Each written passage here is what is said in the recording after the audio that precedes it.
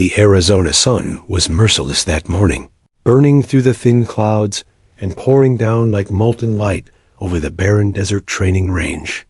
Heat waves shimmered above the sand, making the horizon look like a trembling mirage. The air smelled of dust, gun oil, and adrenaline.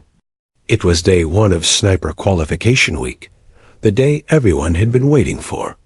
30 recruits, sunburned and sweating in full gear, stood in a straight line, facing a row of targets in the distance. The instructors watched with arms crossed, sunglasses hiding eyes that had seen decades of battle and failure. Among those recruits stood Private Emily Carter, 24 years old, barely 5'6", a quiet girl from a small town in Wyoming where her family ran a hardware store. She didn't come from a military family, didn't have a father who was a war hero, or a brother who'd served overseas. She wasn't even sure what had drawn her here. Maybe the silence of the rifle, the idea that skill could matter more than strength. Or maybe she just wanted to prove something to herself, and to the world that had never taken her seriously. But to everyone else on that range, she was a joke.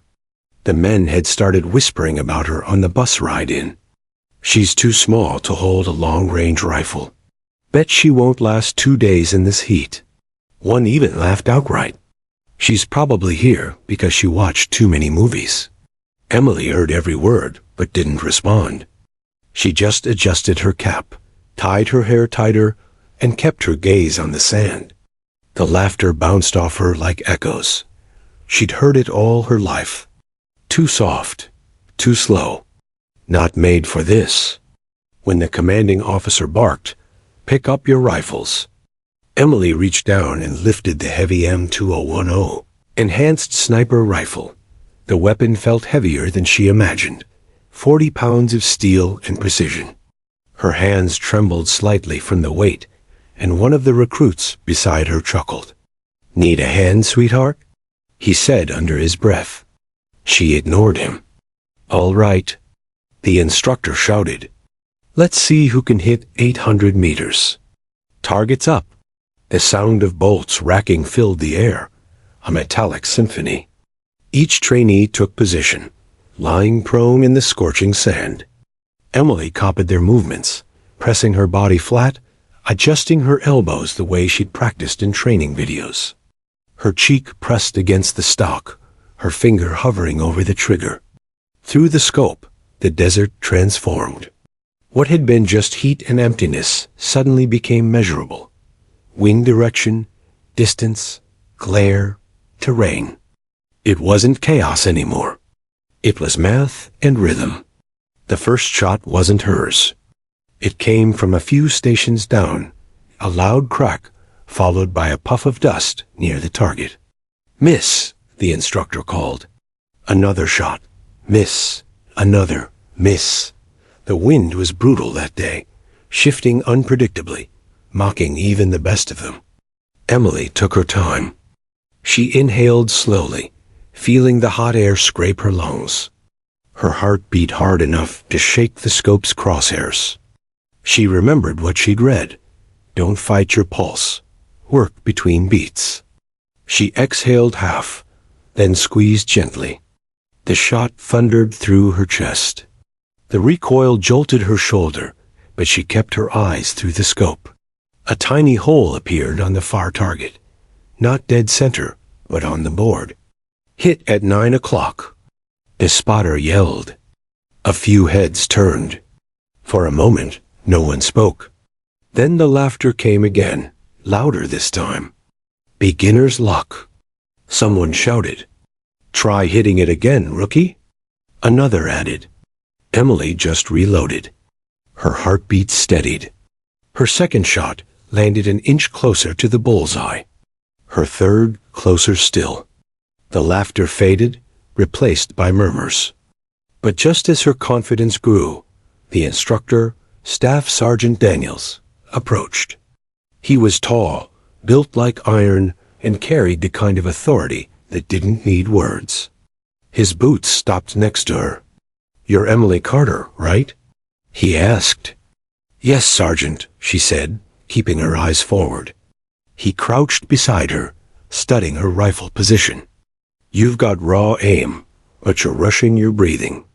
Snipers don't shoot between heartbeats, they shoot between doubts." Emily wasn't sure what that meant, but the way he said it stuck in her mind. She nodded silently. Daniels gave a faint smirk. "We'll see how long you last, Carter." When he walked away, the whispers started again. "She won't make it to week 2. Bet Daniels fails her out." Emily bit her lip, tasting dust and sweat. She wasn't angry. Anger wasted focus. Instead, she quietly adjusted her bipod, recalibrated her wind estimate, and took another shot. Bullseye. It wasn't luck anymore. It was learning. By evening, when the sun dipped low and painted the sky in red-orange streaks, the range was nearly empty. Most recruits had gone back to barracks, exhausted. But Emily stayed, lying in the dirt, taking one slow shot after another until her fingers ached. Each sound of the bolt sliding back was a heartbeat.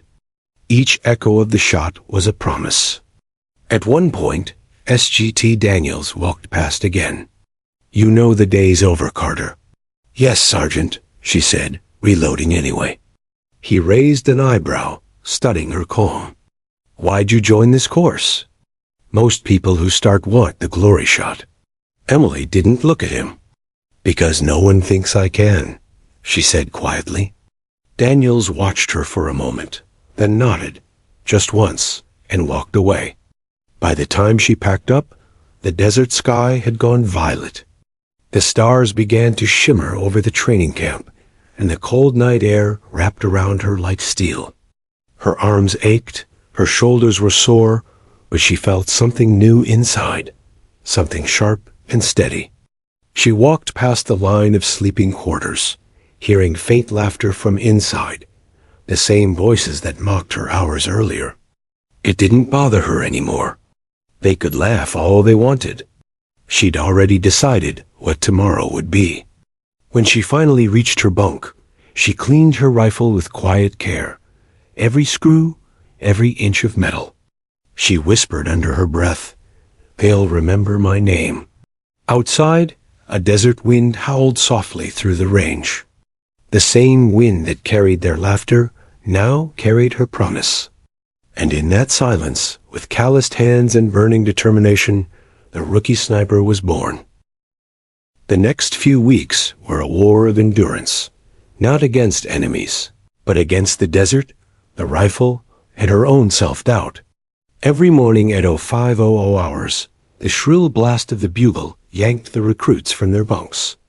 The air was still cold then, a brief mercy before the sun turned the training grounds into a furnace. Emily would rise, tuck in her blanket, lace her boots, and check her rifle. Always the same order, always without complaint. She didn't talk much. The others did. "Hey, Carter," one of the men called out on the third morning. "You aiming to win a beauty pageant or a war?" Laughter rippled through the barracks. Emily didn't look up from cleaning her rifle. "Neither," she said. "Just aiming to hit the target." That quiet confidence unsettled them more than any comeback could. The days were brutal. The recruits were drilled through advanced marksmanship routines, wind estimation, range finding, ballistics adjustment. For every mistake, there was punishment. Push-ups in the scorching sand, laps around the firing range with a 40-pound pack. Emily wasn't the fastest or strongest, and the instructors noticed. When she missed a shot by a few inches, Staff Sergeant Daniels' voice would thunder across the range. "You don't get second chances in the field, Carter. You miss once, your spotter dies. You miss twice, your whole team dies. Fix it." The words hit harder than the recoil. But she didn't break.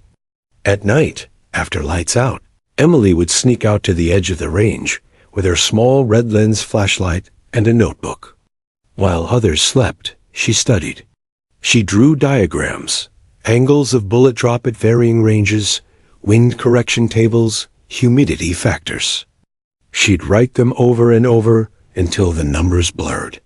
She practiced breathing exercises, lying flat on her bunk, counting seconds between heartbeats.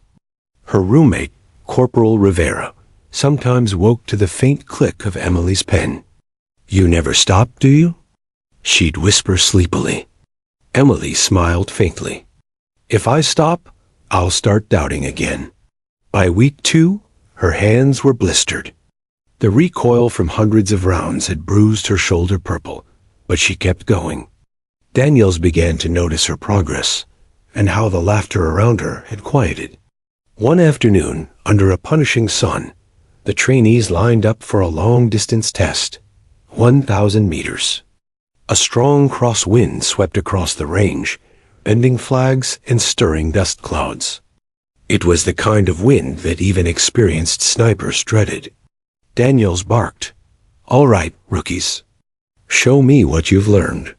One shot, one target. Make it count."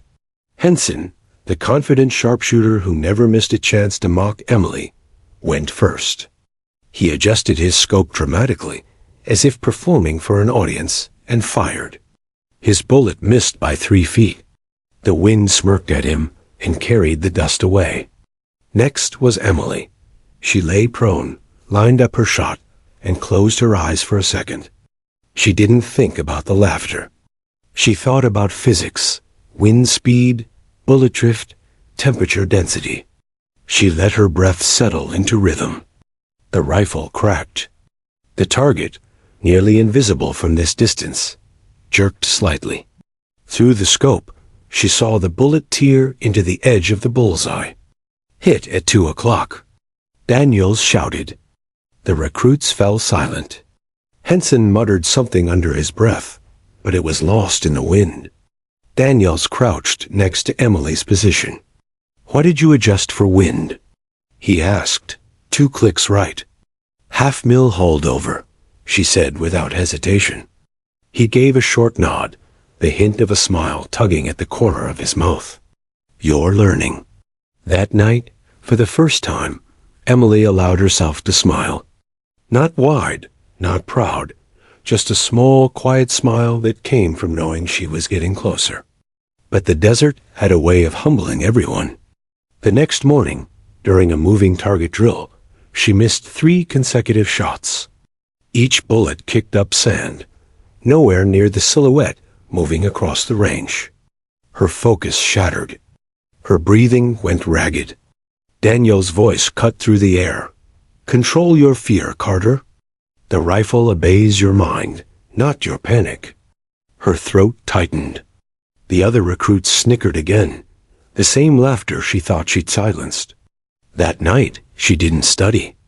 She sat on the edge of her bunk, rifle across her knees, staring at it as if it were a stranger she couldn't understand. Rivera sat beside her quietly. "You're burning yourself out," Rivera said gently. "You've got to breathe too." Emily looked down. "If I stop, I'll fall behind again." "And they'll be right." Rivera sighed, leaning back against the wall. "Maybe stop trying to prove them wrong. Start proving yourself right." Those words stayed with her. The next day, Emily approached the range with a new focus, not anger, not competition, just intent. She learned to slow down, to trust the stillness between heartbeats, to feel the rifle as part of her body, not a tool she had to conquer. She trained like that for weeks, each day shaving seconds off her aim time, each shot more controlled than the last. Daniels noticed the change. Her movements had become minimal, efficient, almost surgical. One evening, he called her over after the final drill. "You're not the best shot yet," he said, "but you've got what most don't, endurance. That's what wins wars." Emily nodded, trying not to smile. But what neither of them knew was that endurance alone wasn't enough for what was coming. 1 week later, a surprise qualification challenge was announced. Daniels gathered the recruits. "We're moving from static targets to live simulation. Every shot counts. Every mistake costs points. Top marksman moves to advanced recon. Bottom 2, cut from the program. The words hit the group like a thunderclap. Whispers started immediately. Everyone knew who they expected at the bottom, Emily Carter. That night, she couldn't sleep. The sound of her heartbeat was louder than the desert wind. She went out under the stars and lay prone on the empty range, rifle steady, staring through her scope at nothing. Between doubts, she whispered to herself. She imagined the laughter, the doubts, the failures. And then she imagined silence. A silence so deep, drowned out everything else. The kind of silence that comes right before the perfect shot. When dawn broke, she was still there. Her eyes were tired, her hands blistered, but something inside her had changed. She wasn't afraid of missing anymore. She was afraid of not trying. The next day would test her more than she knew. But for now, as the first light of morning spread across the desert, Emily Carter loaded her rifle with calm hands and steady breath. The rookie who'd been laughed at had survived the hardest part, not the training, not the pain, but the doubt. And for the first time, she believed she belonged there. The desert morning broke over the range in a pale orange haze, and the air was already hot enough to shimmer. Dust swirled around bootprints, the scent of burnt gunpowder lingering from yesterday's drills. The recruits stood in formation, faces drawn, waiting for Staff Sergeant Daniels. Everyone knew this day was different. The qualification simulation had begun. Those who failed wouldn't just lose pride. They'd be cut from sniper school entirely. Emily Carter tightened her grip on her rifle sling, the familiar weight pressing against her shoulder. Around her, the others looked sharp and confident, especially Corporal Henson, the self-proclaimed marksman, who'd been first in every leaderboard since week 1. His smirk hadn't faded since dawn. "You ready to pack, Carter?" he said low enough for only her to hear. "Hope you enjoyed the sunshine. It's your last day on this range." She didn't respond. Instead, she checked her scope alignment again, her focus narrowing like a lens. Her hands no longer shook. Daniel's voice cut through the air. "Today's evaluation is simple. Multiple hidden targets across a 5-kilometer area. You'll locate, identify, and eliminate. Limited ammo. No spotters. No second chances."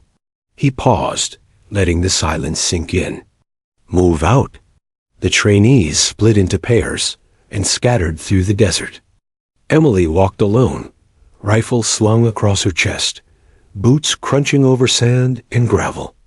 The sun climbed higher, and sweat trickled down her spine. Every direction looked the same: dunes, dust, mirages. But Emily's mind wasn't panicking. It was processing. Wind direction, southwest. Visibility, medium. Elevation, minimal. Hours passed. She'd hit 3 out of 4 visible targets. Not perfect, but solid. Then came the moment that would change everything. While scanning through her scope, she caught something faint, a glint, so subtle it might have been a mirage. She shifted slightly, steadying her breathing. The reflection flickered again. Her instinct screamed. Metal, movement, target. She adjusted her scope. At the edge of visibility, half buried in sand, was a mock target hidden behind rocks, an advanced setup meant to trick even experienced snipers. No one had hit it in 3 years of training sessions. Emily's finger hovered on the trigger. "Too far," she muttered. The rangefinder blinked. 1,850 meters. The longest she'd ever attempted was 1,200. But she remembered Daniel's words between doubts. She took a slow breath, calculating wing drift, bullet drop, and temperature effect. The math lived in her head now. The rifle wasn't a tool anymore. It was an extension of her will. She fired. The recoil slammed her shoulder, the shot echoing across the canyon. Through the scope, a faint puff of dust lifted exactly where the hidden target had been. Hit. For a second, Emily thought she'd imagined it. Then the confirmation came through the radio. Target 7 hit confirmed. Shooter, Carter. A wave of disbelief swept through command. Instructors exchanged glances. Daniel's voice broke the silence on comms. Say again, Control? Confirmed, Sergeant. Direct impact at 1,850 meters. Carter's mark. Henson, hearing the radio chatter, froze mid-step. No way, he muttered. By midday, word had spread across the base. The rookie had just made a near-record shot. Some laughed nervously, others cursed in disbelief. But Daniels didn't laugh. He just nodded to himself and whispered, "About damn time." When the recruits returned, Emily expected mockery. Instead, there was only silence, an uneasy mix of respect and resentment. Henson approached her, his usual arrogance replaced by something darker. "Lucky shot," he said, forcing a grin. "Don't let it go to your head." She looked at him calmly. "Luck's what people say when they don't understand preparation." He sneered and walked away, jaw tight. That evening, Daniels found her cleaning her rifle under the dim lights of the maintenance tent. He watched for a while before saying, "You see things others don't.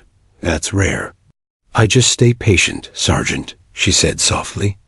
"Targets show themselves eventually." Daniels smiled faintly. "Keep talking like that, and you'll be running your own unit one day." But Emily didn't care about rank. She cared about improvement. Over the next weeks, she trained harder than ever. The instructor started using her to demonstrate shooting positions for new recruits. The same men who'd once mocked her now quietly took notes. Still, Emily kept to herself. She spent her free hours analyzing wind graphs, testing trigger sensitivity, and fine-tuning her breathing. Her focus wasn't on proving them wrong anymore. It was on proving her worth to herself. But tension simmered under the surface. Henson's pride couldn't handle being overshadowed. He watched her progress with a bitterness that grew each day. The breaking point came during a late afternoon training session. The range was glowing gold under the setting sun. Recruits were packing up when Henson called out, "Hey, Carter, how about a real test? You and me, one-on-one, long range." The others turned. Daniels frowned, but didn't interfere. He wanted to see what would happen. Emily looked at Henson. "You want to compete? Call it whatever you like," he said. "Let's see if that miracle shot wasn't just desert luck." They set up 2 stations side by side. Targets were placed at increasing distances. 1,000 meters, 1,500, 2,000, and finally 3,000, the outer limit of their rifle's capability. The first rounds fired almost simultaneously. At 1,000 meters, both hit clean. At 1,500, Henson hit again, smirking. Emily's bullet drifted slightly, grazing the edge. Murmurs rippled through the crowd. At 2,000 meters, the wind shifted suddenly. Henson fired and missed. Emily adjusted her scope, recalculating in seconds. Her bullet struck near center. Now all eyes were on them. At 3,000 meters, the tension was thick enough to taste. Henson's jaw clenched. He pulled the trigger. Miss. His curse echoed through the desert. Emily inhaled slowly, focusing on the horizon. The world around her disappeared. No voices, no wind, no heat. Just her heartbeat and the target. Her finger squeezed. The rifle cracked like thunder. A few seconds later, the range officer's voice boomed. "Direct hit, Carter." For a long moment, there was only silence. Then applause broke out. Hesitant at first, then loud and sincere. Even Daniels grinned, shaking his head in disbelief. Henson lowered his rifle, face red, pride shattered. Emily stood up quietly, dusting off her uniform. "Good match," she said simply, and walked away as the crowd parted for her. That night, under a sky full of stars, Emily sat outside the barracks, staring at the distant lights of the range. Rivera sat beside her, passing her a canteen. "You realize you're kind of a legend now?" Rivera said with a grin. Emily smirked faintly. "Legends are just people who didn't quit." Rivera raised her canteen. "To not quitting." Emily nodded, clinking her canteen gently. "To precision." They drank in silence, the desert night cool and calm. In the distance, a faint wind carried the echoes of the day's applause, fading, but not forgotten.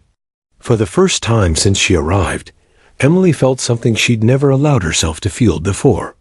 Not victory, belonging. She had crossed the invisible line between being underestimated and being unstoppable. And though she didn't know it yet, the shot she made that day, calm, perfect, fearless, was only the beginning. Because one day soon, she'd make another shot. One that would shake the entire world. The morning after the duel, the desert training base was buzzing like a disturbed hive. Emily Carter's name was on every tongue, whispered in awe, spat in resentment, or muttered in disbelief. The rookie who'd been everyone's punchline had become the one they all wanted to beat. But not everyone admired her. Corporal Henson sat alone at the edge of the mess hall, jaw tight, fingers drumming against his untouched tray. His pride had taken a bullet, and it hadn't healed. Around him, the chatter about Carter was relentless. Perfect form. No wind compensation error. Textbook control. Every compliment for her was a thorn in his ego. When Emily walked in, the room quieted for half a beat. She didn't seek the attention. She never did, but silence followed her anyway. She sat beside Rivera, focused on her food as if the world wasn't watching. Henson rose abruptly, chair scraping the floor.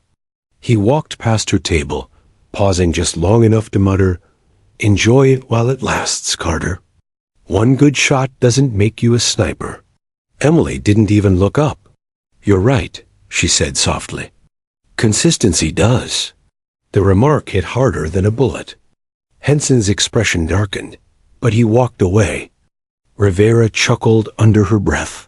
"You're poking the bear." Emily's eyes stayed on her plate. "Let him growl. I'm not here to feed him." 2 weeks later, orders came down from command. The top 10 recruits were to participate in a joint field mission simulation, a live-fire tactical exercise in mountainous terrain. It would test everything: endurance, stealth, accuracy, and teamwork. Daniels gathered them in the debriefing tent, a map projected on the wall behind him. "This is no classroom scenario. You'll operate as two-man teams. Your goal: neutralize high-value targets hidden throughout the ridge area. You'll be scored on time, accuracy, and stealth." He scanned the group, eyes sharp. Teams will be assigned randomly. The computer assigned the pairings. When the names appeared, a low murmur rippled through the room. Team 6, Carter and Henson. Rivera whispered, "Oh, this is going to be fireworks." Henson smirked slightly, though it didn't reach his eyes. Emily just nodded once. "Copy that." Daniels looked between them, sensing the tension but saying nothing. He simply handed them their mission file. "You two might hate this, but learn something from each other. Out there, ego gets people killed." The following dawn, the team was airlifted into the rocky ridge. The mountains stretched endlessly, jagged against the rising sun. The wind howled through the canyons, cold and sharp. Henson led the way at first, rifle slung across his shoulder, compass in hand. Emily followed, her movements quiet and precise. They didn't speak for hours, communicating only with gestures. By midday, they reached a vantage point overlooking a narrow valley. Henson set up his scope and scanned. 2 targets mid-range, one near the bunker, one by the jeep. Emily crouched beside him, checking readings on her device. Winds stronger on the left ridge. You'll overcompensate if you aim center.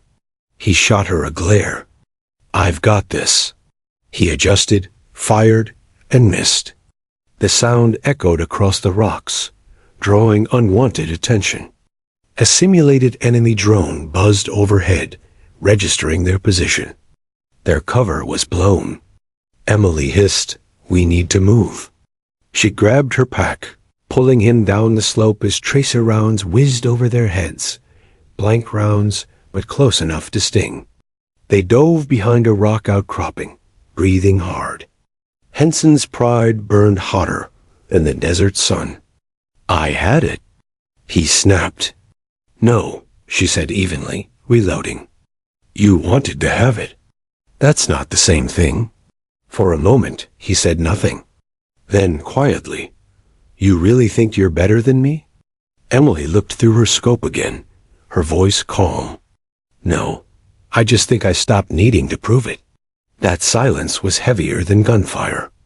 As dusk settled, they set up camp under the shadow of the ridge. A cold wind swept through, rattling empty shells on the ground. Henson sat near the portable heater, staring at the stars above. "You ever wonder," he said suddenly, "why they made this place hell on purpose?" Emily was cleaning her rifle methodically. "Because comfort doesn't teach discipline." He chuckled bitterly. "You talk like Daniels." She smiled faintly. "Maybe I listened." For the first time, his hostility softened. Beneath the sarcasm and swagger, Emily saw a man struggling, not with her, but with himself. "My old man was a sniper," Henson admitted after a pause. "Did 2 tours. Sighed I'd never be as good as him. I guess I started believing it." Emily looked up, her tone gentler now. "You're chasing ghosts, Henson. You'll never hit what you can't see clearly." He blinked at her, the words landing deeper than she intended. They sat in silence for a while, the stars glittering like bullet holes in the night sky. By dawn, their final objective came through. Engage a moving target at 2,500 meters before extraction. They reached the designated ridge by sunrise. Below them, the enemy convoy, robotic vehicles simulating motion, wound through the canyon. Henson took position, adjusting his scope. Emily crouched beside him, scanning wind direction. Crosswind northeast. 2 knots. He lined up his shot, but before he fired, she placed a hand on his arm. "Wait," she recalculated. "You're aiming too high. The air's denser here. Drop 0.5 mil." He hesitated. Then, almost reluctantly, adjusted. He fired. The shot hit dead center. The convoy vehicle erupted in a puff of simulation smoke. For a moment, Henson was frozen, disbelief mixing with relief. He'd finally nailed it. Emily smiled slightly. "Nice shot, Corporal." He exhaled, almost laughing. "Guess your math finally paid off." As they packed up for extraction, a subtle understanding passed between them, a truce not spoken but earned. When the helicopter lifted them back toward base, Henson stared out the window at the shrinking ridge below. "You know," he said quietly, "for someone they called a rookie, you're damn hard to keep up with." Emily looked out at the horizon. "I stopped being a rookie the moment they stopped laughing." Henson nodded, a trace of respect in his eyes. "And maybe I stopped being an idiot the moment I started listening." Back at base, Daniels was waiting on the landing pad. "I've seen the footage," he said, a rare smile crossing his face. "You too did good out there." "Real good." Henson saluted. "Thanks, Sergeant." Daniels turned to Emily. "Carter, you're ready for the next step. Advanced sniper certification begins next month, and Command's already keeping an eye on you." Emily felt her pulse quicken. "Yes, sir." As the sun dipped behind the mountains, she walked away from the landing zone, her silhouette framed by the orange glow. For the first time, She wasn't walking behind anyone. She was walking her own path. And while others saw her as a symbol of precision and patience, she knew the truth. Her greatest battle wasn't on the range. It was with herself, to never become complacent, never lose that hunger, never forget the laughter that once fueled her fire. Because deep down, she understood something most soldiers never would. Greatness isn't born in glory. It's forged in the silence between doubt and determination. And her silence was far from over. It was 0420 hours when the call came.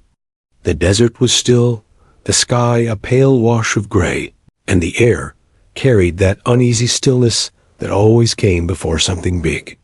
Emily Carter was sitting on the edge of her bunk, methodically disassembling and cleaning her rifle. A ritual she'd performed every morning, not out of superstition, but respect. Sergeant Daniels appeared at the doorway, his expression unreadable. "Grab your kit, Carter. You're being deployed." Her hands froze. "Deployed, sir?" He nodded. "Operation Iron Dune, northern Afghanistan. You leave in 2 hours." Her pulse quickened. For months, she'd trained, dreamed, visualized, but the reality of combat hit different. This wasn't a simulation or a moving target on a computer screen. This was war. She nodded firmly, hiding the tremor in her voice. "Understood, sir." Daniels stepped closer. "You've earned this. But listen to me carefully, Carter. Precision out there isn't just about hitting your mark. It's about keeping your humanity when everything around you tries to take it away." His words lingered long after he left. By sunrise, she was on a military transport jet, seated beside a group of seasoned operators from the 75th Ranger Regiment. They barely glanced at her, a rookie sniper among battle-hardened veterans. One of them, a broad-shouldered man named Staff Sergeant Blake, smirked. "You the one they're calling Deadeye Barbie?" A few chuckles followed. Emily didn't react. She simply adjusted the strap on her rifle case. When she finally spoke, her voice was calm. "Only if the targets are dumb enough to laugh first." The laughter died quick. Blake raised an eyebrow, then grinned. "All right, rookie. Let's see if you can back that up." They landed in Kunduz Province, a mountainous region straddling the edge of chaos. The outpost was small, a patchwork of sandbags, tents, and metal structures surrounded by jagged ridges. Within minutes of arrival, she was briefed. The mission was high risk. A group of insurgents had set up operations in a hidden compound deep within the mountains. Intelligence reported a high-value target, codename Falcon, believed to be coordinating multiple attacks on allied bases. Carter's role was clear: provide overwatch for the assault team, eliminate threats from distance, and if possible, neutralize Falcon himself. It wasn't just another mission. This was history in the making, the kind of mission that never made headlines, but changed everything for those involved. The following dawn, the team moved out. The air was thin at that altitude, the cold biting through every layer. Carter and her spotter, Lieutenant Graves, climbed to their observation point, a rocky ridge overlooking the enemy valley. The terrain was unforgiving, with steep cliffs and shifting winds. Graves adjusted his binoculars, his voice calm through the earpiece. Targets confirmed. About 15 hostiles. Falcons in the far building, third window from the left. Range minus 3,800 meters. Carter blinked. "Say again?" 3,800 meters. That distance was beyond standard sniper range. Even the most advanced rifles lost reliability past 3,000, but the target was visible, and command needed eyes and a trigger. Graves looked at her. "You don't have to take the shot if you're not confident." Emily's gaze steadied through her scope. She could barely see Falcon's silhouette moving behind the window, like a shadow in another world. She checked the wind meter. Unpredictable, gusting from 2 directions. Temperature, 5 degrees Celsius. Humidity low. Air pressure thin. She began calculating, whispering numbers. Wind 2.8 from northwest. Drop compensation 12 mils. Coriolis drift. Adjust for elevation. Graves watched, impressed. You've done this math before. She exhaled slowly. I've been doing it in my head every night since training. The world narrowed. Through the scope, the noise of the valley faded. The sound of her heartbeat sensed with her breath. The wind, once chaotic, began to move with rhythm. She placed her finger gently on the trigger, breathing in 1, 2, 3, and paused between heartbeats. Then she fired. The rifle roared, the recoil slamming into her shoulder. The bullet began its journey, slicing through thin air, crossing nearly 4 kilometers in under 10 seconds. For a moment, nothing. Then, a faint flash inside the far window. A small, sudden collapse of movement. Graves exhaled sharply. Impact confirmed. Target neutralized. Emily blinked, not quite believing it. She had just made a 3,800-meter confirmed kill, one of the longest in recorded history. Holy hell, Graves muttered. You just rewrote the manual. But there was no time to celebrate. Seconds later, the enemy compound erupted into chaos. Gunfire raked the valley. The assault team was pinned down. Graves shouted, "Carter, secondary targets, suppressing fire." She reloaded calmly, finding shapes moving across rooftops. One by one, she tracked them, breathe, aim, fire. Every shot clean. Every round counted. By the time the assault team broke through, Carter had eliminated 6 additional hostiles. When the all-clear finally came, her rifle barrel was hot, her hands trembling not from fear, but from the weight of what she'd done. Hours later, back at the outpost, command confirmed the kill. Falcon, real name Khalid Rashif, was a major insurgent strategist with multiple attacks on record. His elimination had crippled the enemy network across the province. When Daniel's voice came through the radio, pride colored his usually gruff tone. "Carter, I heard. You did what no one thought was possible. Hell of a shot, soldier." She smiled faintly, exhaustion heavy in her eyes. "Just doing my job, sir." But inside, she wasn't celebrating. The enormity of the moment hadn't sunk in yet. That night, she sat outside the tent, rifle beside her, the Afghan wind cold and endless. Graves joined her quietly, handing her a tin of coffee. "You should be proud," he said softly. "You made history today." She looked down at the weapon that had just altered the course of a war. "History's loud," she murmured. "But the moment before the shot, it's just silence. That's the part I'll remember." A week later, she returned to base in the U.S. The media had already caught wind of the record-breaking female sniper. Reporters wanted interviews. Magazines wanted photos. Politicians wanted her story. But Emily declined every request. She didn't do it for fame. She did it because when she looked through that scope, there was no gender, no rank, just focus, and the responsibility that came with it. Daniels found her one evening, sitting at the range again, dismantling her rifle the same way she always had. "You know," he said, sitting beside her, "most people would be riding the spotlight right now. You're out here cleaning carbon off a bolt." She smirked. "Maybe that's why I hit the shot." He chuckled. "Fair enough." After a pause, he added, "You changed a lot of minds, Carter. Especially the ones that laughed." She looked up at him, eyes steady.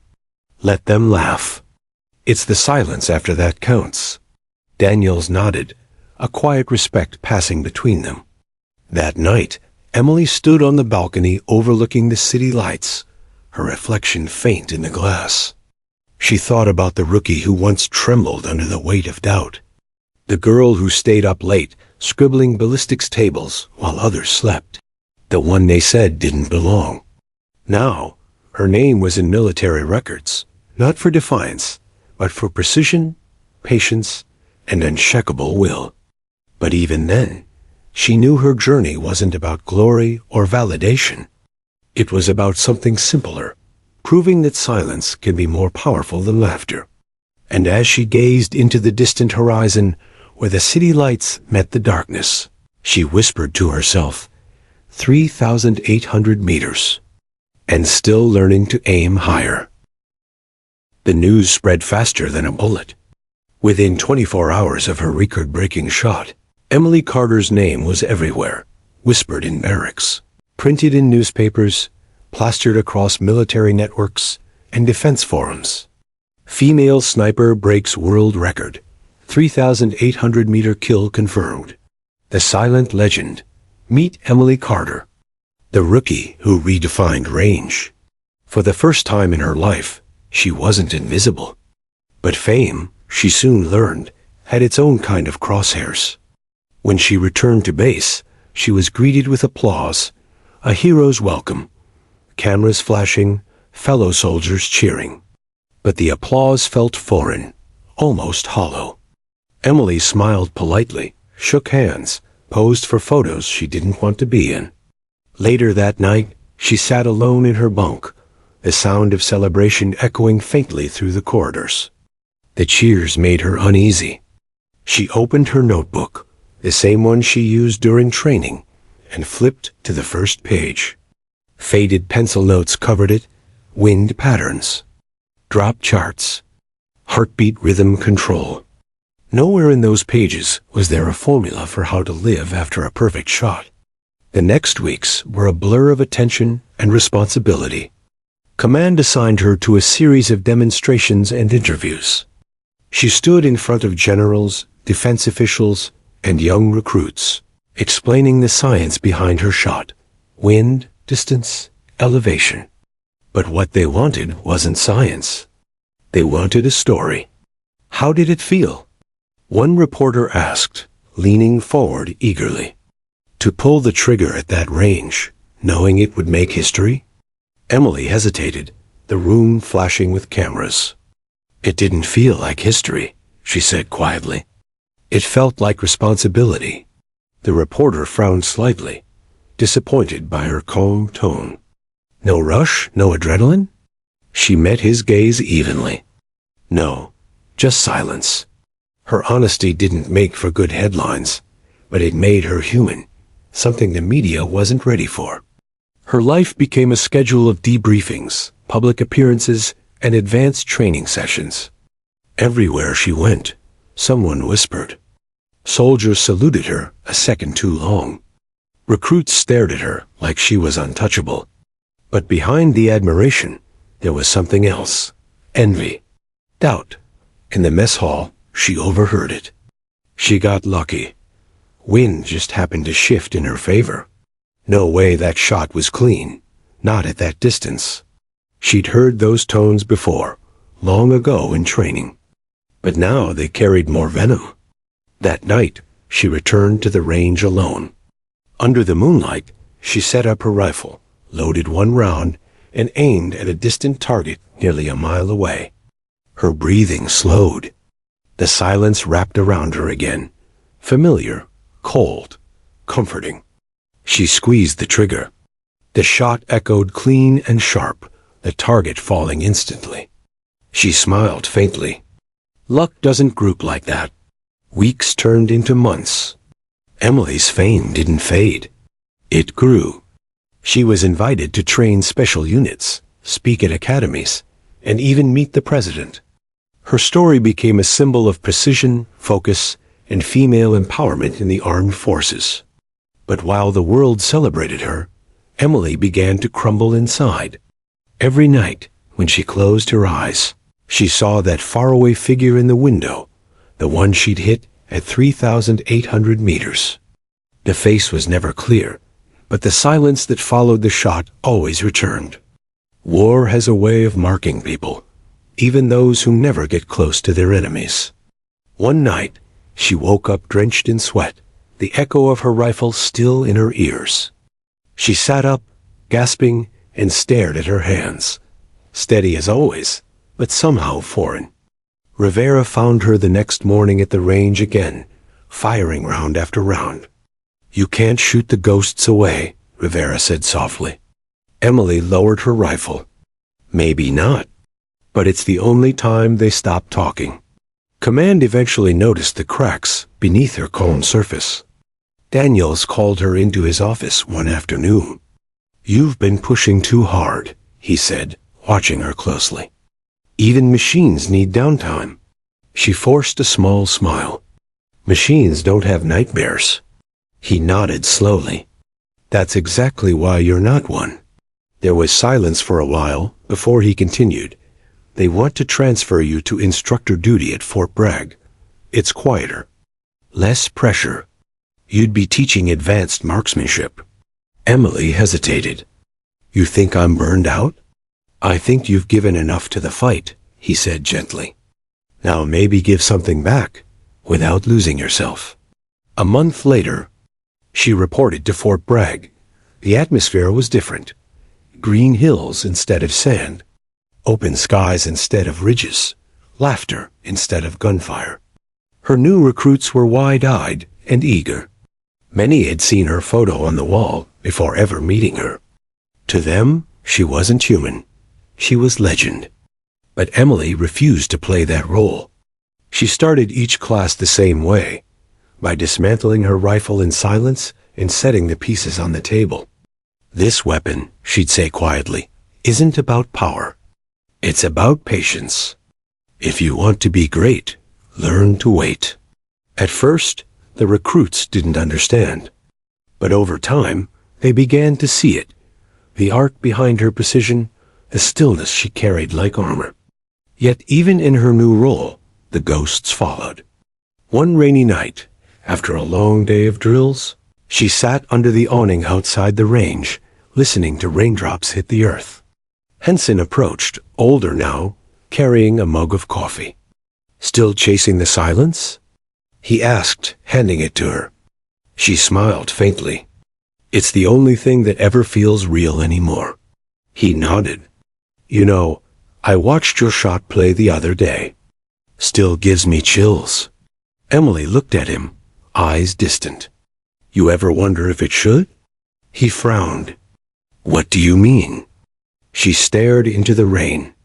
"Everyone called it perfect. But sometimes, I think perfection costs more than anyone realizes." Henson was quiet for a long moment. Then he said softly, "Maybe, but you carried that cost so others wouldn't have to." She said nothing. But deep down, part of her wanted to believe that. Over time, Emily found a new rhythm. Teaching gave her purpose again. Not the rush of combat, but the quiet satisfaction of passing on wisdom forged in hardship. One day, a young recruit approached her after class, eyes full of admiration. "Ma'am, do you think I could ever make a shot like yours?" Emily looked at the girl for a long moment before answering. "If you're asking because you want glory, no. But if you're asking because you want to protect someone, maybe." The recruit nodded, thoughtful. As the girl walked away, Emily smiled faintly, realizing that maybe Daniels had been right. She had more to give than just her aim.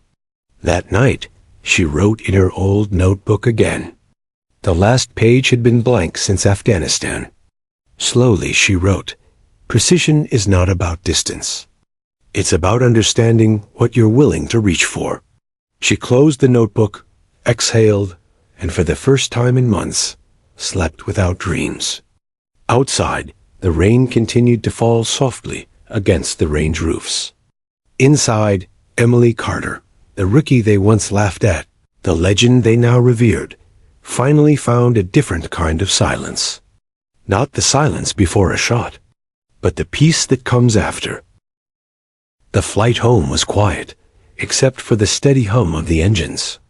Emily sat by the window, her reflection faintly visible against the clouds outside. She still hadn't fully processed what had happened, The 3,800-meter shot, the chaos, the silence that followed, and the stunned faces of her squadmates. It felt unreal, like a scene replaying in slow motion, somewhere deep inside her mind. But it had happened. And now, the world was about to know it. When the plane touched down at Andrews Air Force Base, a crowd was already gathered. Cameras flashed, reporters shouted, and uniformed officers stood lined up at attention. Emily froze at the sight. She wasn't prepared for this. Her heart raced, not from fear, but discomfort. She had spent her career trying to blend into the background, to be the quiet professional.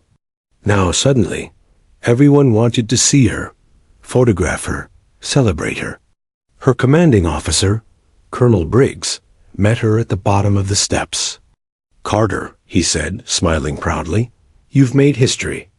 Do you have any idea what you did out there?" Emily kept her eyes low. "I just did my job, sir." "That job," he replied, "saved 12 lives and set a record no one thought was humanly possible." But Emily didn't feel like a hero. She could still see the desert ridge through her scope, the shimmer of heat, the shadow of the target, the moment of impact. The shot had been necessary. It had saved lives. But she could still feel the weight of it. Killing, even in defense, was never something to celebrate. It was something to understand, something to carry. Inside the base, reporters had set up their cameras, ready to bombard her with questions. How does it feel to make the longest confirmed sniper shot in U.S. military history? What was going through your mind in that moment? Did you always know you had this kind of skill? Emily hesitated. She wasn't used to being the center of attention. "I wasn't thinking about records," she said simply. "I was thinking about my team." Her modesty only fueled their fascination. The next morning, her face was everywhere. The rookie who redefined the impossible, from laughed at to legendary. The woman who changed sniping forever. But back in her quarters, Emily turned off the TV. She didn't want to see it. She didn't want her story turned into a headline. That night, she sat alone in her bunk, hands wrapped around a cup of coffee gone cold. The door opened, and Sergeant Daniels stepped in. He had flown in from another base the moment he heard. "You always were too humble for your own good," he said with a grin. Emily smiled faintly. "I just wanted to make the shot." Daniels sat across from her, eyes softening. "You didn't just make a shot, Emily. You changed everything. Do you know how many people told me you'd wash out during training? That you didn't have the build, the attitude, the sniper look? Now they're rewriting the manuals because of you." She stared at him. "I didn't do it to prove them wrong." "I know," he said. "That's what makes it even more powerful." He reached into his pocket and placed something on the table. Her old training badge, the one she'd nearly thrown away after failing her first long-range exam. "I kept it," he said. "Thought you'd want it back." She ran her thumb over the worn metal, memories flooding back, the desert, the laughter, the struggle. "You knew I'd come back from that, didn't you?" Daniels smiled. "I didn't know, but I hoped." For a moment, neither spoke. Outside, the base lights flickered against the dark sky. Emily finally exhaled, her voice low. "I just don't want this to become some movie moment. People died out there, and others will again." "It's not." "Glory," Daniels nodded. "No, it's not. But it's truth. You faced something impossible and didn't freeze. You showed what preparation and courage look like when it matters." He stood to leave, then turned back. "The brass want you to give a speech at Fort Benning next week. To the new recruits." Emily raised an eyebrow. "A speech, me?" Daniels chuckled. "Yeah, I told them you'd hate that. But I also told them there's no one better to tell them what real strength looks like." The next week, Emily found herself standing before a crowd of new recruits in crisp uniforms, rifles gleaming in the morning sun. She could feel their eyes on her, some curious, some skeptical, just like she once had been. When the applause died down, she stepped up to the microphone. "They told me I wasn't strong enough," she began, her voice steady, "that I didn't belong here. Maybe some of you have already heard that too." A murmur rippled through the group. But strength isn't about muscle. It's not about ego. It's about precision, in your aim, in your choices, in how you carry yourself when everyone doubts you. She paused, meeting their eyes. Every bullet you fire carries more than metal. It carries consequence. Respect that. Earn that.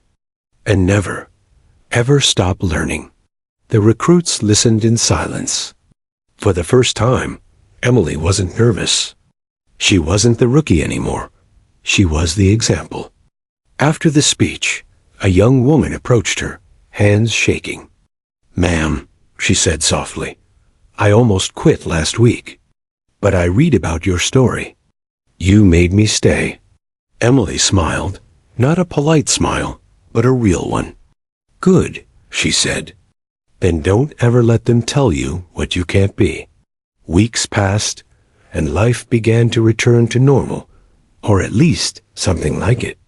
Emily continued training others, fine-tuning her own discipline. But the world wouldn't stop talking about her shot. News crews requested documentaries. Military historians analyzed her technique. Even Hollywood called. She declined them all. One evening, she visited the Arlington Memorial. She walked among the rows of white stones, quiet and reflective. She didn't come for the fame. She came to remember why she started. The laughter, the failure, the perseverance. It all led here. Not to fame, but to understanding. As she stood there, a reporter who had followed her respectfully from a distance finally approached. "Sergeant Carter," he said gently, "people call you a hero. Do you think of yourself that way?" Emily turned, eyes calm and tired, yet resolute. "No," she said. "I think of myself as a soldier who did her job. Heroes are the ones who never came home." The reporter lowered his microphone, silent. That night, as she drove back to the base, she thought about the word rookie. Once, it had been a label of mockery. Now, it had become a reminder that greatness isn't about where you start, but what you endure to finish. She rolled down the window, the cool wind sweeping through her hair. The desert horizon stretched before her again, glowing orange under the setting sun. Somewhere out there was the same range where it all began. The laughter, the struggle, the promise she made to herself. And for the first time in years, Emily felt peace. Because the girl they laughed at had become the legend they'd never forget. The Arizona desert shimmered under a harsh morning sun. The same sands that had tested Emily Carter years ago now felt familiar, like a second home. She stood atop the ridge, rifle slung over her shoulder, observing a group of new recruits moving through the drill course below. Her eyes scanned their form, their alignment, their breathing. Young faces turned toward her occasionally, full of curiosity and cautious respect. Many had heard the stories. The 3,800-meter shot, the legendary rookie who no one believed in, and yet now she wasn't a story to them. She was a teacher, a guide, someone who carried knowledge forged in fire. Emily's footsteps crunched softly on the dry sand as she approached Lieutenant Graves, who had joined her for the training rotation. "They're quick learners," he said, "but some still have the rookie jitters." Emily nodded, her gaze fixed on one particular trainee struggling to maintain steady aim. "Patience," she said quietly. "If you rush, you'll never hit your mark." That's the first lesson. The recruits gathered in a semicircle as Emily set up her demonstration target at what seemed like an impossible distance. Many squinted, calculating in their minds whether the target was within range. Emily smiled faintly, letting them feel the tension. "This isn't just about distance," she began, crouching behind her rifle. "It's about discipline, observation, and respect for your weapon, your environment, and yourself. The moment you underestimate any of them is the moment you fail." A young man shifted nervously.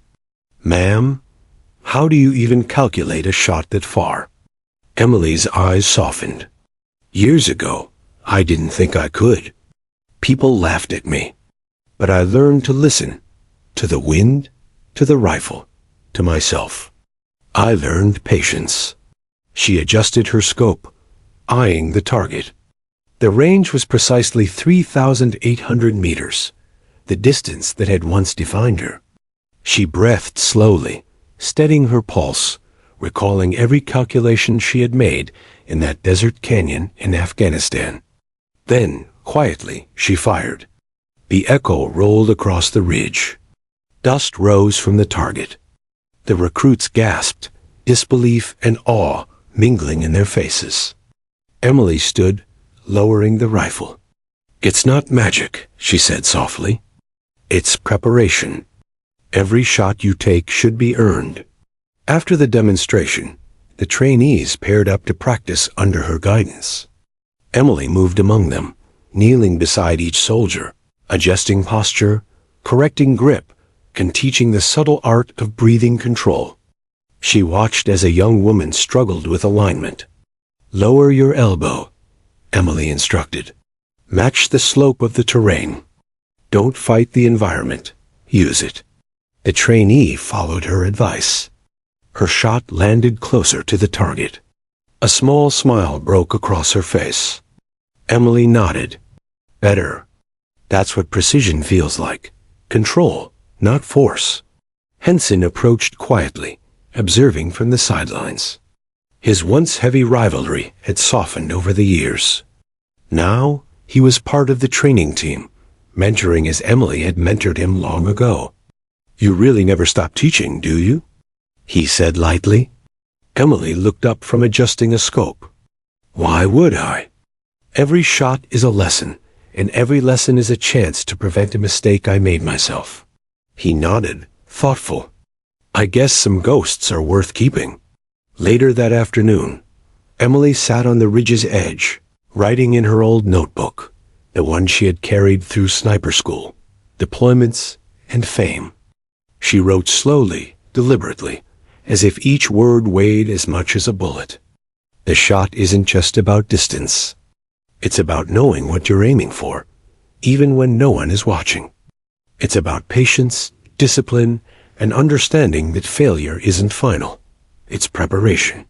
She closed the notebook and leaned back against the sun-warmed rock, eyes drifting over the desert horizon.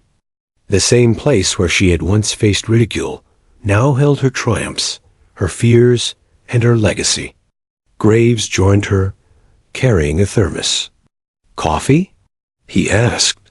"Thanks," Emily replied, accepting it. They sipped in silence. "You've changed a lot of lives here," Graves said after a while. "Not just with your shot, but with your example." Emily didn't respond immediately. She thought of every recruit who had doubted themselves, every soldier who had underestimated her, every sleepless night spent calculating wind and bullet drop. "I hope so," she finally said. "That's why I came back." As sunset approached, Emily gathered the recruits for one final exercise. She walked slowly among them, hands clasped behind her back. "Today isn't about records," she said. "It's about understanding what it means to be a sniper. Not the fame, not the history, the responsibility. Every shot you take changes something. Maybe a mission, maybe a life. Never forget that." She stopped at the edge of the ridge and turned to face them. "And always remember, the people who laughed at you don't define you. Your choices, your patience, your preparation do." The recruits nodded solemnly, absorbing every word. Many would carry it with them for the rest of their careers. After the drill ended, Emily stayed behind to pack up her rifle. The desert was quiet, the wind soft against her ears. She felt the weight of the years, the rookie jitters, the battlefield tension, the legendary shot, the fame, all settling into a calm she hadn't known she could reach. Henson approached one last time, smiling. So, what now? Another record? Emily laughed lightly. No, now I make sure the next generation doesn't need one to prove themselves. He nodded, respectful. I see. You've truly come full circle. Emily looked out across the desert. She thought about her journey, the laughter, the doubt, the record-breaking shot, and the quiet nights haunted by memories she had learned to embrace rather than fear. This is enough, she whispered to herself. That evening, as she watched the sun dip behind the red cliffs, she felt a quiet pride. Not for the shot, not for the fame, but for the journey, the perseverance, the discipline, and the courage to keep aiming when no one believed she could. She knew the recruits she trained would go on to make their own decisions, face their own doubts, and take their own impossible shots. Some might succeed, some might fail, but she had given them something that could never be taken away, the understanding that greatness is forged in patience, not in applause. Emily stood, slinging her rifle across her back. The desert stretched out endlessly before her, warm under the fading light. She took one last look at the horizon, the wind tugging gently at her hair. A single thought echoed in her mind. They laughed at me once, but now the silence speaks louder than their voices ever could. With that, Emily Carter turned and walked down the ridge, leaving footprints in the sand. Footprints that would guide those who came after her, a legacy of precision, patience, and unshakable resolve. And somewhere, far across the world, the memory of the 3,800-meter shot would continue to inspire every soldier who dared to aim beyond what others thought possible. The legend wasn't in the shot itself. It was in the quiet determination of the girl who refused to be underestimated. And that was a mark no one could ever erase.